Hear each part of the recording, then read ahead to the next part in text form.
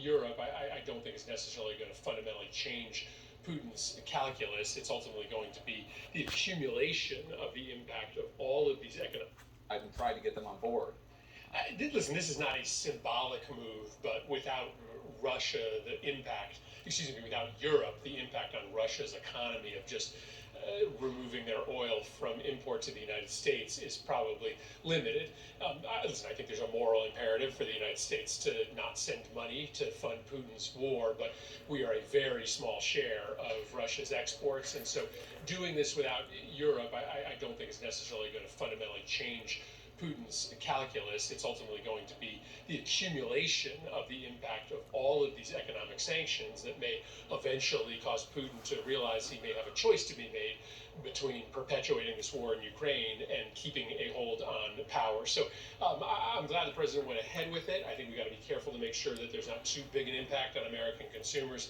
But without Europe, the impact on Putin remains to be seen. Russian oil supplies, as you noted, it's only a small slice of U.S. energy needs, just 8% in 2021. In the second half of February, the Department of Energy reported that imports dropped to zero as U.S. companies cut ties with Russia.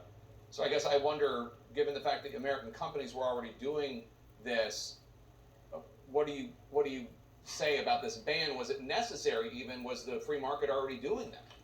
Well, as the United States economy continues to rev up, there was certainly going to be an increased demand on energy consumption, and thus you always have the possibility of private companies bringing in Russian energy. I think it makes sense to have this policy on the books. I just don't know that we should overhype its impact. Ultimately, the broader sanctions that we have levied on Russian banks and news of all of these private companies, from Starbucks to Coca-Cola to MasterCard, pulling out of Russia, that's really where the primary impact is going to be. But let's just admit the insanity of a U.S. economy that continues to run on oil that is provided to us by dictators. The reality is, if we're not getting this oil from Russia, we're likely going to be importing more from another brutal dictator in Saudi Arabia, for instance, or we may have to go to Venezuela for oil. We should ultimately learn our lesson here and become energy independent and choose to invest in clean domestic energy, so we never have to choose between one dictator versus another. Yeah, I mean, Republicans say the same thing, except they're not talking about clean energy. They're just talking about American fossil fuels from Louisiana or ANWR or Keystone. But on that subject, though, you raise an important point.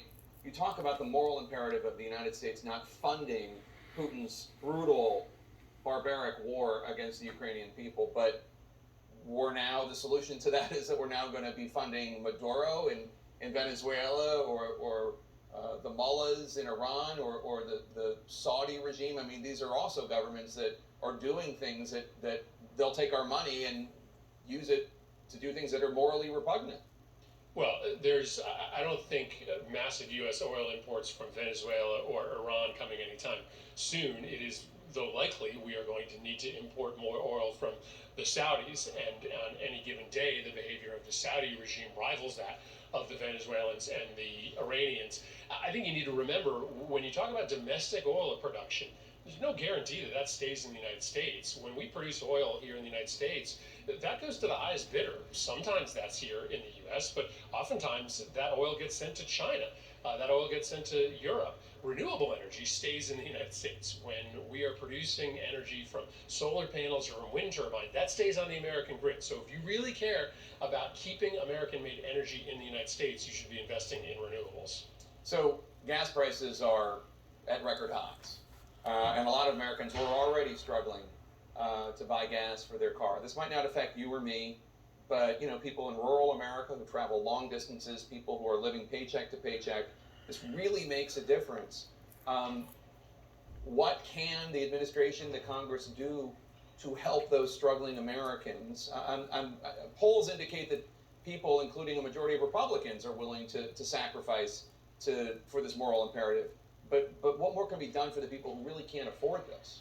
No, listen, I think you're exactly right. And I frankly been saying this for the last several days, is that I frankly didn't want the administration to move out too quickly on this policy without making sure that we could backfill that Russian oil, because I do think it's really easy for the political elites in Washington to tell low-income consumers they should pay more for a gallon of gasoline in order to save Ukraine. That's a lot harder for people that don't have the extra money in Waterbury, Connecticut. So I think in the short run, that probably does mean we're going to have to bring in more oil from places like Saudi Arabia. I'm interested in a proposal that some of my colleagues have here to temporarily suspend the gas tax or lower the gas tax to try to defray the cost for consumers. But I think as long as this war is happening in Ukraine, the market is going to price in an amount of instability that's going to keep energy prices high. Democratic Senator Chris Murphy of Connecticut, thank you so much. Good to see you, sir. Coming up, U.S. gas prices